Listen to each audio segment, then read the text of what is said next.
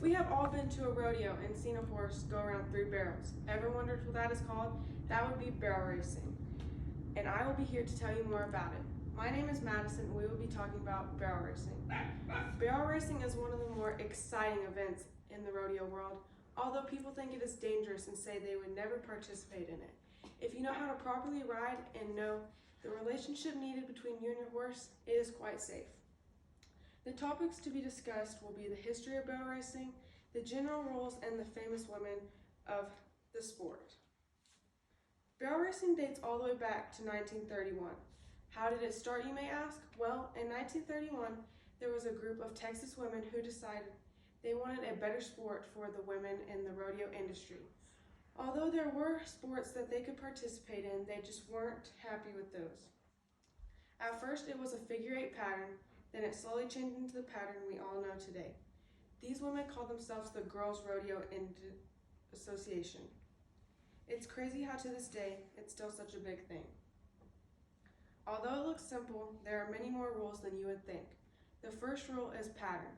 The barrels must be a certain distance from the fence and the alleyway. This all depends on the size of the arena.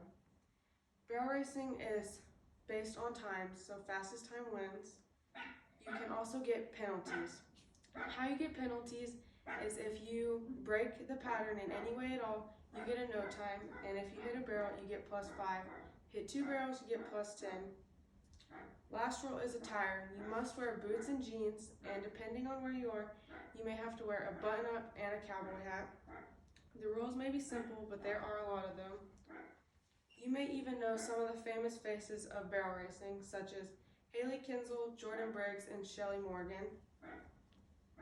All 3 of these women were born and raised on a farm. They have been competing and riding since they were old enough to sit on a horse. Hailey Kinsel has won over $1 million in her career. She is a 3-time barrel racing world champion. Jordan has also won over $1 million in her career and is the 2021 barrel racing world champion. Lastly, Shelly has won about $800,000 in her career and won 4th at the NFR last year out of all performances. The cool thing about barrel racing is it is not just directed towards women. Men can also participate, and anyone of all ages.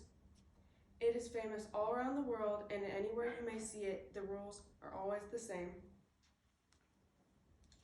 Now that you know more about the history, the rules, and the women of the sport, do you feel more educated?